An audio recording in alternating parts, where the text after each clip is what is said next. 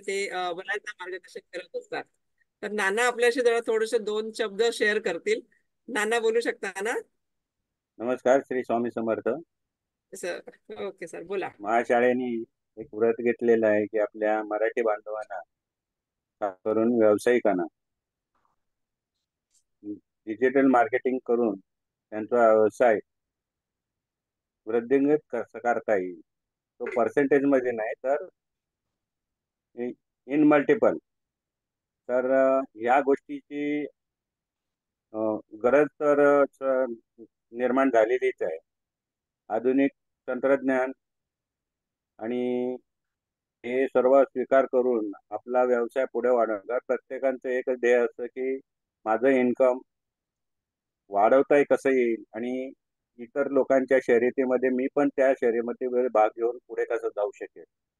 तर ह्या दृष्टीने महाशाळेने खूप म्हणजे मेहनत घेऊन हे योगेश सरांनी त्यांच्या वयाच्या पेक्षाही जास्त, मी वयाने मोठा असेल ते वयाने लहान असले तरी त्यांच्याकडे अनुभव व्यावसायिकाचा, पण व्यावसायिकाचा म्हणजे व्यावसायिक करून बऱ्याच वेळा त्यांना ते अपयश आलेलं आहे. ते अपयशाची कारणं त्यांनी शोधून काढली आणि आपल्या बांधवांना ते असे अपयश कधी फेस करायला येऊ नये याचा सतत प्रयत्न करून त्यांचं मार्गदर्शन चाललेलं आहे.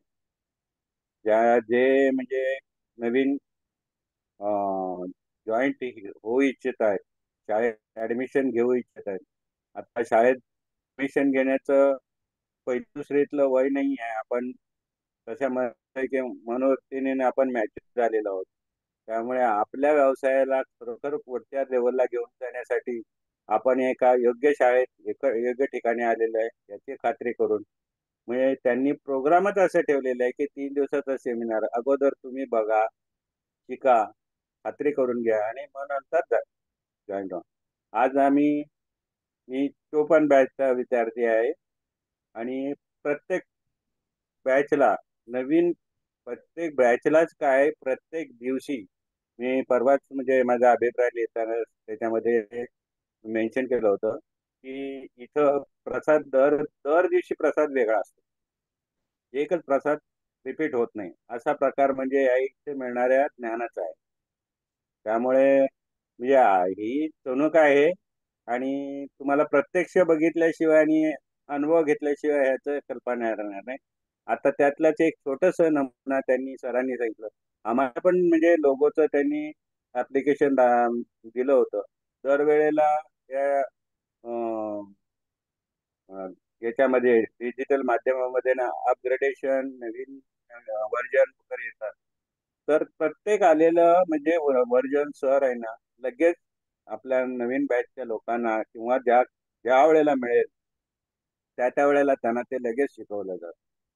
अपडेशन पण चालू आहे आणि इथं तुमचा कोर्स घेतला तेवढा ड्युरेशन संपला आणि त्यांचा संबंध संपला असं नाही. एकदा तुम्ही महाशाळेमध्ये ऍडमिशन घेतलं तो तिथला विद्यार्थी फॉर एव्हर होतो. म्हणजे अगदी आज सुद्धा जी आपली एक फिलिंग असते की एखाद्या माध्यमिक शाळेमध्ये, आपल्या प्राथमिक शाळेमध्ये आपण शिकून मोठे ग्रॅज्युएट, डबल ग्रॅज्युएट किंवा डॉक्टर, इंजिनियर झालं तरी सुद्धा ज्या वेळेला गावाला जातो तर तो आपल्या शाळेमध्ये पोचल्याचा जो फील होतो तसा फील ह्या शाळेमध्ये आहे. तर कृपया हीच विनंती की प्रत्येक गोष्ट सिरियसली घ्या आणि शिकण्याचा प्रयत्न करून आपला प्रगती पथावर घेऊन जाण्याचा प्रयत्न. थँक्यू ना, धन्यवाद. थँक्यू. श्री स्वामी समर्थ. खूप चांगल्या पद्धतीनं नाना स्वतः शिकतायत आणि एक छंद म्हणून एक चांगल्या ग्रुपमध्ये आपल्याला उठबस करता यावी, चांगलं नॉलेज आपल्याला मिळावं आणि एका चांगल्या कम्युनिटी सोबत आपला डिजिटल प्रवास पुढे जावा, एवढाच एक हेतू आहे. आता या वयामध्ये त्यांनी काहीतरी दोन पैसे कमवावेत किंवा व्यवसाय वाढावा हे नाही. त्यांनी लाखो रुपयाचं लोन इतरांना दिलेलं आहे.